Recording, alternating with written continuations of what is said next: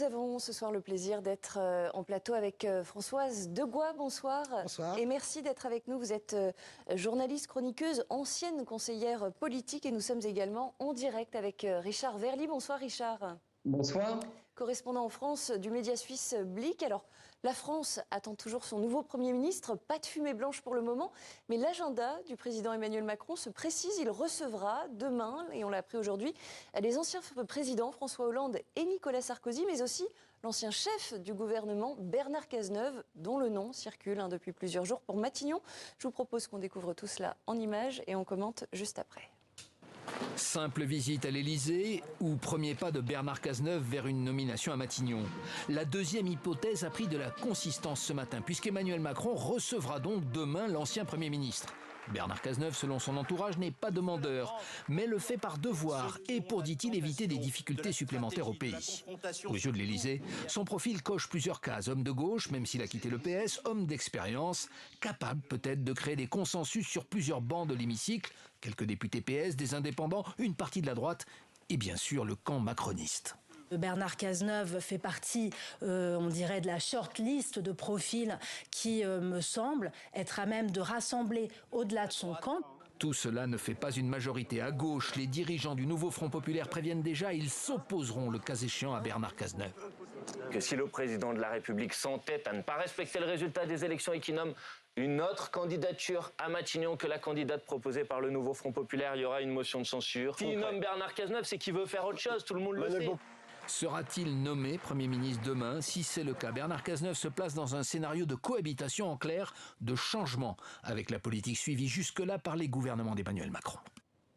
Françoise Degois, l'hypothèse d'un retour de Bernard Cazeneuve à Matignon, elle vous semble crédible aujourd'hui? Bon, elle est crédible si effectivement Emmanuel Macron veut faire autre chose que ce qui est arrivé en tête. Je pense que Manuel Bompard a raison, mais c'est exactement les propos que tient Olivier Faure, par exemple, ou bien Marine Tondelier.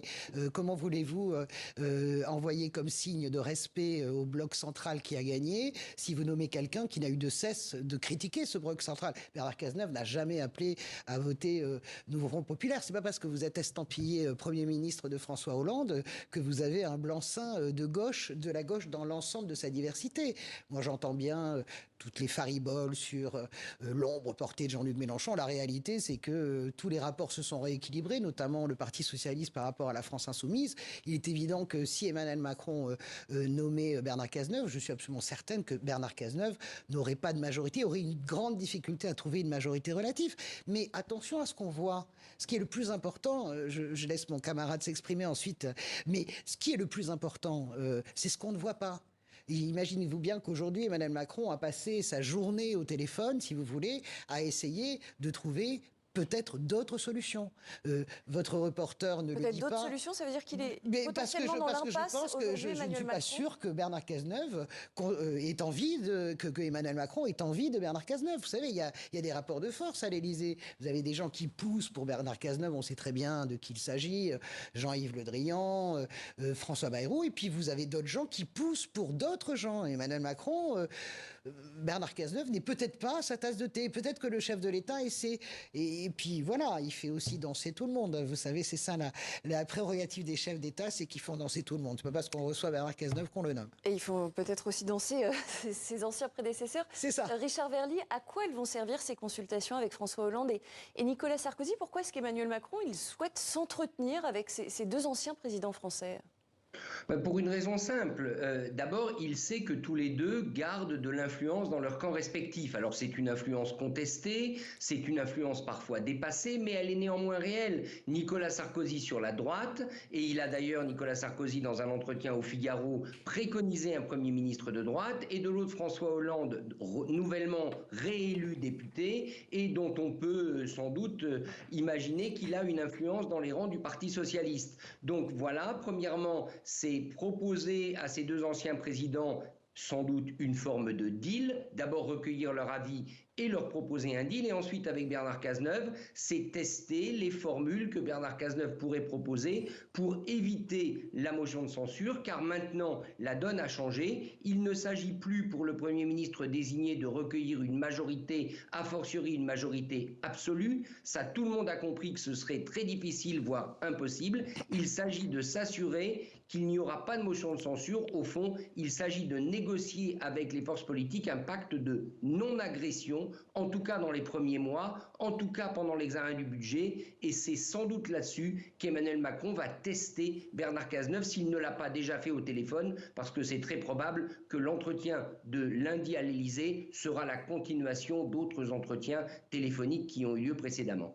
Françoise Degois, Bernard Cazeneuve, il peut encore avoir de l'influence au sein du Parti socialiste. Je rappelle qu'il avait quand même quitté le parti en 2022 en raison de désaccords. Et d'ailleurs, je suis absolument d'accord avec ce que dit Richard. Je mettrai juste un bémol, c'est-à-dire que Nicolas Sarkozy ne fait plus bouger personne dans le groupe parlementaire. Et Richard le sait, tout va se jouer désormais à l'Assemblée. Nicolas Sarkozy, c'est l'ombre portée, bien sûr. C'est pourquoi ? Parce que c'est le dernier qui a gagné, quand même, à droite, qui a gagné l'Élysée. De la même manière que François Hollande, c'est le dernier qui a gagné l'Élysée pour la gauche. Il n'y en a pas eu beaucoup. Il y a eu deux François Mitterrand et lui. Donc la réalité, si vous voulez, c'est qu'ils ont un poids symbolique. C'est très marrant quand on vous raconte les réunions de groupe dans lesquelles il y a François Hollande. Ok, il s'est recyclé en nouveau Front populaire, mais quand il parle, les députés l'écoutent. Mais la réalité, c'est que sa capacité d'entraînement du groupe à François Hollande, elle est extrêmement limitée, comme celle d'ailleurs de Nicolas Sarkozy. Elle est un peu plus forte pour Hollande que pour Nicolas Sarkozy. Donc ça, c'est un vrai sujet. Quant à Bernard Cazeneuve, c'est aussi ça le problème. Emmanuel Macron s'est compté. Et quand il entend toujours le même discours des 193 députés, en tout cas du bloc central du nouveau Front populaire, qui dit il y aura une motion de censure, il faut qu'il entende. Bernard Cazeneuve, combien de divisions au sein de... Parce que la clé, c'est pas la France insoumise. On sait très bien que la France insoumise votera la censure. C'est pas vraiment... Lui, Jean-Luc Mélenchon, il a été très clair. Il estime qu'un retour de Bernard Cazeneuve à Matignon affaiblirait le nouveau Front populaire. La clé, c'est le groupe socialiste. Le groupe socialiste, il a doublé, voire plus. Donc la clé maintenant, c'est les 68 députés socialistes. En réalité, est-ce qu'ils font basculer ou pas ? La réalité, quand vous faites les comptes personne par personne, vous vous rendez compte que Bernard Cazeneuve n'arrive pas à faire bouger suffisamment. Il en faut 14 ou 15. Eh bien, il ne les a pas pour le moment. Donc Emmanuel Macron sait tout ça. Donc il est dans une quadrature du cercle, Emmanuel Macron, véritablement. C'est-à-dire que Bernard Cazeneuve dit « je viens ». Un peu matamor, je viens à Matignon si j'ai le moyen de faire une politique, c'est-à-dire en gros mettre en l'air tout ce que Macron a fait, refermer la parenthèse, de Cazeneuve à Cazeneuve, entre les deux il y a eu Macron, et puis voilà, donc c'est compliqué pour Emmanuel Macron, je l'accorde. Richard, Françoise nous disait à l'instant, la clé c'est le Parti socialiste. En même temps, on le voit et on l'a vu ces derniers jours, cette question de la recherche d'un nouveau Premier ministre, elle ravive quand même beaucoup les tensions internes au niveau du Parti socialiste.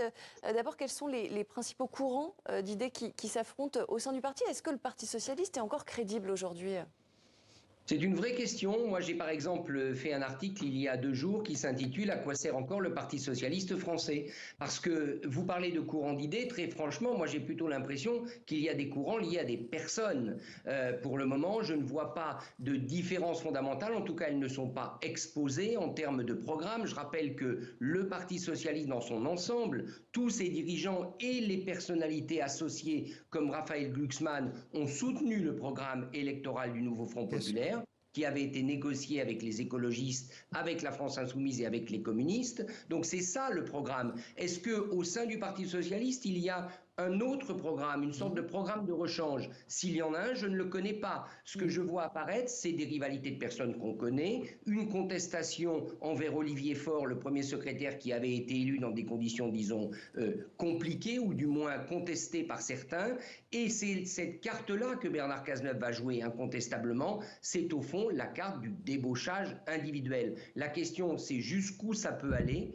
Quel type de débauchage et en échange de quoi? Parce qu'il y a des élections municipales en 2026 qui sont importantes pour un certain nombre de cadres socialistes et pour le parti lui-même. Et puis derrière, il y a la perspective quand même, on ne peut pas l'écarter, d'une nouvelle dissolution de l'Assemblée par Emmanuel Macron dans 1 an, c'est-à-dire en juillet 2025. Et à ce moment-là, tous ceux qui auront pactisé avec Macron, parce que ce sera ainsi qu'on les désignera, notamment du côté de la France insoumise, eh bien ils se retrouveront en difficulté dans leur circonscription avec la possibilité de ne pas être réélus, encore une fois, s'il y a une dissolution de l'Assemblée. Françoise, vous souhaitez réagir? Et Richard, le titre est très très dur parce qu'il sert justement à tout, le Parti socialiste, en ce moment. Alors c'est très intéressant ce que vous dites sur les rivalités. Bien sûr, ce sont des rivalités de personnes, on voit bien Carole Delga, etc. Mais comment Bernard Cazeneuve peut-il faire bouger des gens qui ne sont pas parlementaires? Je rappelle quand même que la quasi-totalité des ce qu'on appelle les minoritaires au parti qui se regroupent parce que pour des raisons X, Y, Z, il n'y en a pas un qui est parlementaire. Il y a une présidente de région, un maire de grande ville, etc. Ce ne sont pas des gens qui font bouger le Parlement. Il y a même un sénateur, mais tout se joue, on le sait très bien, à l'Assemblée nationale. Donc là-dessus, je voudrais quand même être clair. Par ailleurs, Olivier Faure, le patron du Parti socialiste, je ne connais pas Olivier Faure depuis longtemps, mais la réalité, c'est qu'il a pris une dimension dans la séquence qui fait que, évidemment, ça devient extrêmement compliqué et que, évidemment, voilà. Mais ça, Richard, lui, pour l'instant, Olivier Faure, il refuse toujours de relancer les discussions avec l'Élysée. Non, mais il a tout à fait raison. Enfin, je veux dire, c'est pas parce que vous imaginez un petit peu la fin de non-recevoir d'Emmanuel Macron par communiqué. Au fait, le nouveau Front populaire, on n'en veut pas. Il a tout à fait raison là-dessus. Il n'y a pas une feuille de papier à cigarette de différence entre tous les leaders, l'ensemble des partis. Pourquoi est-ce que vous iriez relancer une discussion avec quelqu'un qui vous met une gifle? Non, voilà. Donc la position, elle est ce qu'elle est. Donc moi, mais je m'étonne que Richard, qui est un fin connaisseur de la vie politique, ne nous ait pas expliqué que c'est le folklore habituel du Parti socialiste.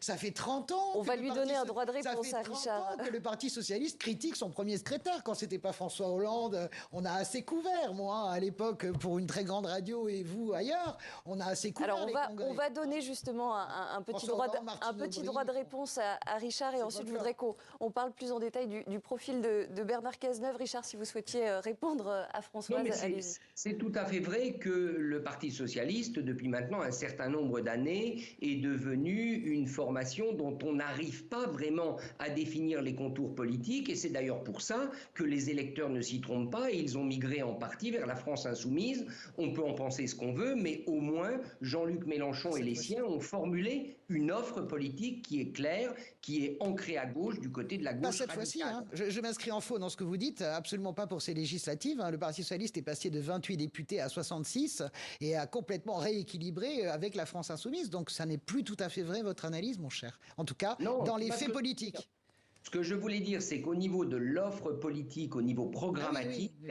Cela fait à peu près 20 ans, plus, en gros depuis la fin du gouvernement Jospin et depuis l'échec de Lionel Jospin à la présidence, que le Parti socialiste n'arrive pas à trouver sa voie. Et d'ailleurs, le quinquennat de François Hollande en était la preuve, puisque vous aviez un président socialiste qui a appliqué une politique jugée par une partie des membres de ce parti contraire à ses options. Oui, mais il a gagné, on attend. Alors, il a gagné l'Élysée. Je voudrais qu'on revienne quand même plus en détail sur le profil de Bernard Cazeneuve. C'est un homme d'État, un homme politique qui est quand même globalement respecté au sein de la classe politique. Et d'ailleurs, on a l'impression qu'il est presque aujourd'hui plus plébiscité, entre guillemets, je dis ça avec beaucoup de prudence, par la droite que par la gauche qui est en train de se déchirer. C'est bien ça le problème en réalité. Bien sûr, Bernard Cazeneuve a été un très bon ministre de l'Intérieur.